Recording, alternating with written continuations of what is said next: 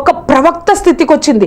తర్వాత ఒక మెస్సయ్య వస్తారని నాకు తెలుసు అనింది. తర్వాత క్రీస్తును నేనే అని బయలుపరిచినప్పుడు వెంటనే తను విశ్వసించి, ఆ విశ్వసించడమే కాదు కానీ ఆ ఊరి ప్రజలందరికీ ఒక లోక రక్షకుడికి పరిచయం చేయడానికి ఒక పాత్రగా వాడబడిందండి. అండి, ఎంత గొప్ప ధన్యత!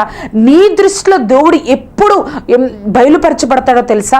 నువ్వు నేను ఆయనతో సహవాసం చేసినప్పుడు. దేవుడు ఆ యేసయ్య అక్కడికి బావి దగ్గరికి రాగానే ఆవిడ ఎవరో గ్రహించలేదు, కానీ ఆయనతో మాట్లాడుతున్నప్పుడు, ఆయనతో సహవాసం చేస్తూ ఉన్నప్పుడు మన హృదయంలో ఆయన యొక్క స్థితి నువ్వు ఇదెంతగా దేవుని దృష్టిలో ఉంచుకుంటున్నావో ఇంతకంటే ఎక్కువ నీ దృష్టిలో దేవుడు గొప్పగా కనిపిస్తాడు. నువ్వు వాక్య ధ్యానం ద్వారా, ప్రార్థన ద్వారా నీ యొక్క జీవితాన్ని ఆయనతో సహవాసంలో గడుపుతూ ఉన్నప్పుడు తప్పకుండా దేవుడు నీకు ఎంతో గొప్పగా నీ దృష్టిలో ఉంటారు. ఆ